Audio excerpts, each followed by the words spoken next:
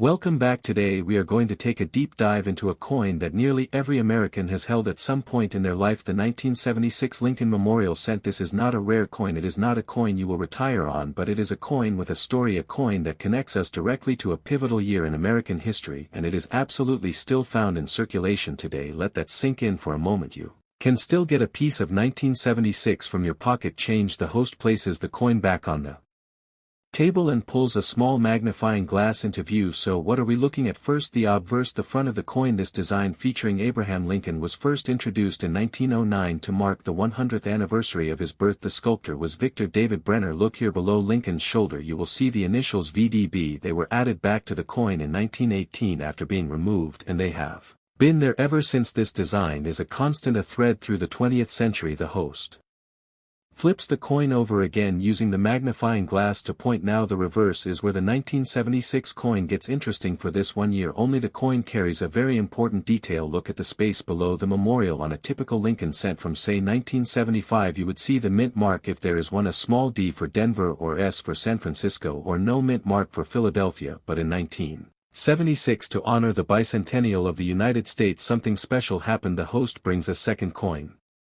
into frame, a 1975 cent. Here is a 1975 penny. Look at the reverse, the mint mark is to the right of the memorial. Now watch as I show the 1976 again. See the difference? The mint mark on the 1976 bicentennial cent is on the obverse right under the date. This was done deliberately to make room for a special bicentennial design element on the reverse. The camera zooms in tightly on the reverse of the 1976 cent, and here it is. Look at the steps of the Lincoln Memorial. A good magnifier is needed for this. If you look very carefully between the central columns of the memorial, you can see a tiny figure. This is a representation of the statue of Lincoln inside the memorial. This hidden detail was added to the coin design in 1959 when the reverse was changed from the wheat ears to the memorial, but in this bicentennial year that little statue felt especially symbolic. A tribute within a tribute. So let's talk numbers and value. You are waiting for that big reveal, and here it is. The vast majority of 1976 pennies are worth exactly 1 cent in circulated condition. We are talking about coins that have been in pockets and registers for nearly 50 years. They have scratches, they have lost their luster, they are worn. The mintage for this year was enormous. Philadelphia struck over 4,686,000,000 pennies. Denver struck over 4,221,000,000 pennies. San Francisco struck just over 290 million proof coins for collectors, but the business strike coins, the ones spent at the store, were made in the billions. The host holds up a very shiny, pristine penny. Now if you have a 1976 penny in absolutely perfect uncirculated condition, it might be worth a small premium to a collector, perhaps 25 to 50 cents for a standard Philadelphia or Denver coin. But you have to be honest, is it truly flawless? No bag marks, no contact with other coins. If it came from a bankroll it might be, but from circulation no. The host then holds up a distinctly red and shiny proof-like coin. The San Francisco minted coins marked with an S were proof coins sold in sets to collectors. These have mirror-like fields and frosted devices. If you find one of these in a collection it might be worth $1 or $2, but you will almost never find an S mint penny in your change. They were not intended for circulation, but here is the real value of this coin. Is not monetary, it is historical. 1976 was the year America turned 200. The country was awash in stars and stripes. Everything from soda bottles to quarter dollars got a special bicentennial design. The penny, the humble penny, got its own subtle change with the moved mint mark. It is a time capsule. When you hold a 1976 cent you are holding a coin that was brand new. During the bicentennial celebrations it was in circulation when Jimmy Carter was elected president.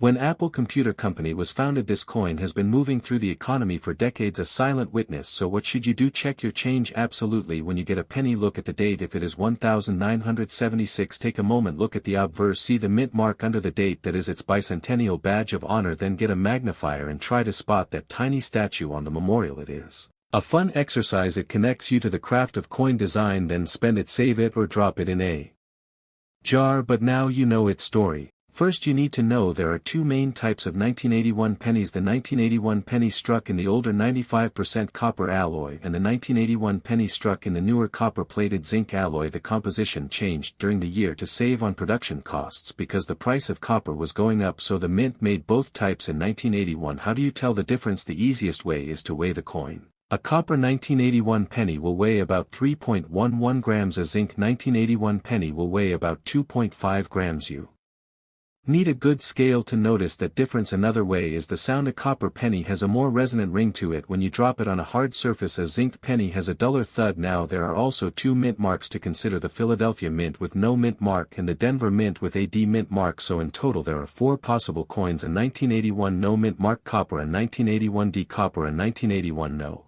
mint mark zinc, and a 1981 D zinc. So what are these worth in circulated condition, meaning they have been used in commerce? They show we're starting with the 1981 zinc pennies from both mints. These are the common ones. Billions were made. If you have a circulated 1981 zinc penny, whether it has a D or no mint mark, its value is exactly 1 cent. Its face value. There is no premium for these in worn condition. They are extremely common. You can still find them in your change every day, so no extra value there. Now the 1981 copper pennies are a little different. They are less common than the zinc ones, especially in higher grades, but we are talking about circulated examples. These have somewhere from being used in pockets and cash registers. For a circulated 1981 copper penny with no mint mark from Philadelphia, its value is still very low, maybe 1 to 2 cents. Essentially face value, maybe a tiny premium because of the copper content, but you have to remember it is illegal to melt pennies for their metal, so that doesn't really affect the circulating value. They are still common in circulation, though harder to find than the zinc ones. For a circulated 1981 D copper penny, the Denver Mint version, it is the same story, worth about 1 to 2 cents in typical circulated condition like you might find in an old jar of coins. So the big takeaway here is that number 1981 penny in typical circulated condition is worth a lot of money. None of them are rare in that state. Even the copper ones, while interesting, are not valuable in worn grades. The value for 1981 pennies comes in uncirculated condition, especially for the copper versions, and even more so for examples with full details like the full steps on the Lincoln Memorial on the reverse, but that's a topic for another video about uncirculated coins. 1988, if you find one of these in your change, is it worth more than 1 cent? The short answer is probably not. But the long answer is far more interesting. Stick around. First, some fast facts. The 1988 1-cent coin is part of the Lincoln Memorial series, which ran from 1959 to 2008. It's made of 95% copper and 5% zinc, at least it was supposed to be. Here's where it gets interesting. In 1982 the mint switched the composition to a copper-plated zinc core to save money. So all cents from 1982 onward, including our 1988, are mostly zinc with a thin copper coating. They weigh about 2.5 grams. But if you find a 1988 cent that feels heavier, about 3.1 grams, you might have a rare error, a copper cent struck on the old pre-1982 copper planchet. Those are valuable, but let's talk about what you're actually likely to find. Billions of these were made. Specifically in 1988 the Philadelphia Mint struck over 6 billion coins. The Denver Mint struck over 5 billion. So we're looking at a total mintage of over 11 billion cents just for this 1 year. To put that in perspective, if you stacked 11 billion pennies, the stack would be about over 8,500 miles high. You could stack them to the moon and back about 9 times. So scarcity is not an issue. So circulating value. If you spend it, it's worth 1 cent. If you try to sell a typical worn 1988 penny to a coin dealer, they will likely not buy it. You would have to pay them to take it because it costs more to handle it than it's worth. In bulk, copper value might be a factor, but even that is minimal. The zinc and copper in a 1988 cent are worth about 0.2 of 1 cent, but this is a channel about the stories in our pockets. So what's the story of the 1988 cent?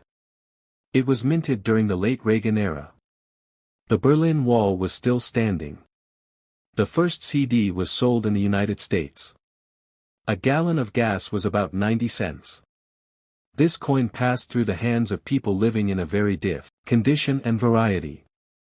A 1988 cent in flawless mint state graded MS67 RD or higher can bring a small premium, maybe $5 to $20. The key is finding one with full original red luster, no scratches, no wear. Most of the billions made were, well, they were spent. Then there are errors. The 1988 is known for a few. Look for double dies, especially on the words "I and God We Trust" or "Liberty." Look for repunched mint marks. These are rare, but they do exist. A 1988 D double die obverse in top grade can be worth hundreds of dollars. So your mission if you choose to accept it. Next time you get a penny in change, check the date. If it's 1988, take a closer look. Is it unusually shiny and red? Does it feel heavier? Do the letters look blurry or doubled? If yes, you might have a minor treasure. If no, and that's 99.999% of them, you hold a piece of history. A tiny copper-clad artifact from America in the late 1980s. It's a lesson in scale. In what gives money value beyond its face. It's a reminder that value isn't always about money. Sometimes it's about the connection. This coin was struck 36 years ago. It's been in pockets and purses, vending machines and toll booths. It's been dropped on sidewalks and wished into fountains. It's a silent witness. So don't expect to get rich from a 1988 cent. But do appreciate it. It's a tiny liberty. A 1-cent time capsule. And there are over 11 billion stories just like it. What year should we explore next? Let me know in the comments below. And as always, thanks for watching. Happy hunting.